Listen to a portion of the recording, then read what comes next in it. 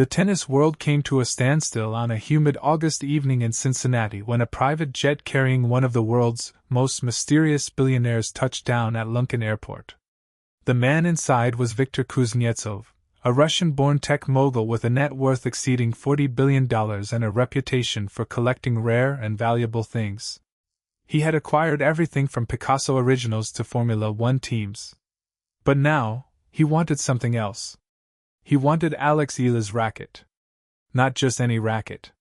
The Babolat Pure Aero she had used to defeat Amanda Anisimova just hours earlier. The same racket that had produced the forehand winners that sent shockwaves through the Lindner Family Tennis Center. The racket that had become, in the span of a single season, one of the most iconic pieces of sports equipment in the world. The offer arrived via an intermediary, a sharply dressed man in a tailored suit who intercepted Eala's agent as she was leaving the players' lounge. The terms were staggering: $10 million, paid immediately, for the racket Eala had just used in her third-round victory. No strings attached. No conditions. Just the racket. The intermediary made it clear that Kuznetsov was a serious collector who had flown halfway around the world specifically for this moment. The $10 million was not a negotiation. It was an opening bid. The agent, who had seen many sponsorship offers in her career, had never seen anything like this. She excused herself and walked quickly toward the locker room where Eala was still cooling down after her match. The young Filipina was sitting on a bench, her Babolat resting across her knees, still wrapped in the overgrip she had used to defeat the world number 10.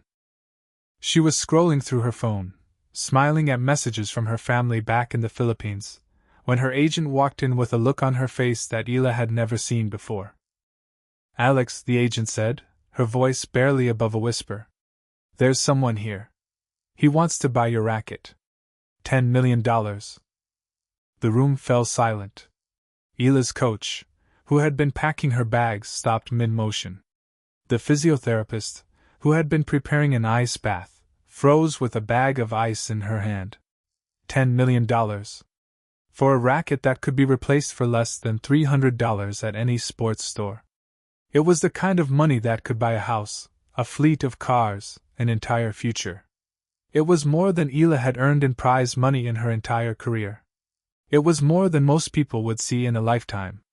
And it was being offered for a piece of graphite and strings that had just been used to make history. Eala looked down at the racket in her hands. She had been using Babolat rackets since she was a child, ever since she first picked up a racket at the Rafa Nadal Academy in Mallorca. This particular racket had been with her through every victory of this incredible season. It had beaten IJ Swiatek twice. It had won her first WTA title in Washington. It had just conquered Amanda Anisimova in Cincinnati. And now, someone wanted to take it away from her. The agent repeated the offer, this time with more urgency. $10 million, Alex? Right now. He's waiting for an answer. Eala looked up from the racket. Her face was calm, her eyes steady. She did not hesitate. She did not consult with her coach, her agent, or anyone else. In less than 5 seconds she gave her answer. Tell him no. The agent blinked, certain she had misheard. Alex, do you understand what you're saying? $10 million. For a racket. Eala stood up, her Babolat still in her hands, and looked her agent directly in the eyes. I understand perfectly. This racket didn't just win matches. It represents everything I've worked for. Every early morning at the academy. Every sacrifice my family made.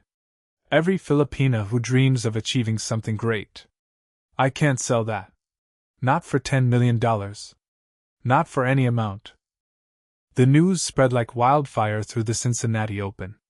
Within minutes, social media exploded with the story of the unprecedented offer and Eala's stunning rejection. Fans around the world took to Twitter, Instagram, and Facebook to express their admiration for the young star's integrity.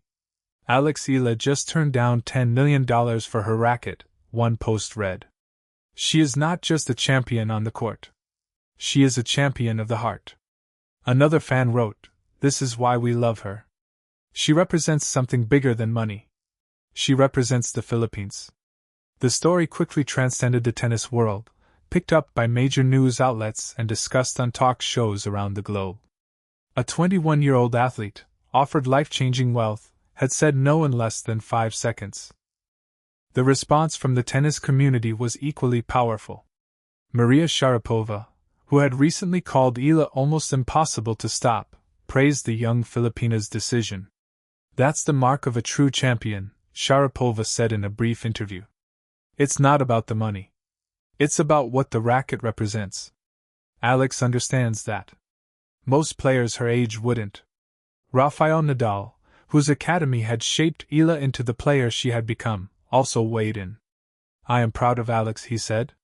"She has the heart of a champion. That is something you cannot buy." Eala's existing sponsors, including Babolat, Nike, Globe Telecom, and the Bank of the Philippine Islands, all released statements of support, reaffirming their commitment to the young star. Even Marriott Bonvoy, which had recently signed Eala as the face of its Asia-Pacific Tennis the World campaign, issued a statement praising her character and integrity. But the story did not end there.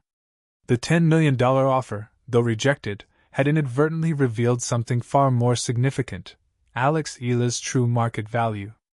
According to estimates cited by Tennis 365, the young Filipina could now target approximately $10 million per year in sponsorship deals, a figure that is expected to rise further if she establishes herself among the world's best. Her existing portfolio already includes Nike, Babolat, Globe Telecom, Bank of the Philippine Islands, Milo Philippines, and locally Juice. With the recent addition of Marriott Bonvoy and a Nike special kit for the US Open, Eala's commercial trajectory is accelerating faster than anyone predicted. For context, Coco Gauff earns an estimated $23 million annually from off-court endorsements, making her the world's highest-earning female athlete. The gap is real, but it is closing faster than anyone expected. Eala is no longer just a tennis player. She is a global brand. The billionaire Viktor Kuznetsov, for his part, was not discouraged by Eala's rejection. According to sources close to the negotiations, he was, in fact, impressed. He said that her response only made him want the racket more, the intermediary later revealed. He said that a player who turns down $10 million for a racket is a player who understands the true value of things. He respects that. Kuznetsov reportedly left Cincinnati without the racket but with a newfound admiration for the young Filipina who had refused him. He was overheard telling his associates that Eala's response was the most impressive thing he had seen in years. The racket, meanwhile, remained in Eala's possession, wrapped carefully in a towel and placed in her bag. She would take it with her to the US Open, where she planned to use it to make even more history. In the days that followed, the story of the $10 million offer became part of Alex Eala lore, a defining moment in a career already filled with them. It was not just a story about money, it was a story about values. It was a story about a young woman from the Philippines who had left home at 13 years old, traveled thousands of miles to train at the Rafa Nadal Academy in Spain, and built a career on the foundation of hard work, sacrifice, and unwavering belief. It was a story about a player who had beaten 7 top 10 opponents this season, who had won her first WTA title in Washington, and who had refused to let commercial success define her. It was a story about integrity. Eala herself addressed the controversy in a brief statement to the press. "The offer was incredible," she said. "I won't pretend it wasn't tempting. But my racket is more than just a piece of equipment. It's a part of my journey. It's been with me through every victory, every defeat, every moment of doubt. It represents the dream I've been chasing since I was a child. I can't put a price on that." When asked if she had any regrets, she smiled and shook her head. "No regrets. The right decision is often the hardest one. But it's still the right decision." The impact of Eala's decision was felt far beyond the tennis world. In the Philippines, she became a national hero all over again. Social media was flooded with messages of support and pride, with Filipinos from around the world celebrating their champion's integrity. "She turned down $10 million for a racket," one post read. "That's not just a tennis player. That's a symbol of what it means to be Filipino." Another wrote, Eala represents the best of us. She doesn't forget where she came from. She doesn't sell out. She stays true to herself. The story was covered by major news outlets in the Philippines, including GMA Network, which had been following Eala's historic run at the Cincinnati Open. It became a topic of discussion in households, schools, and offices across the country. For Eala, the moment served as a powerful reminder of what truly matters.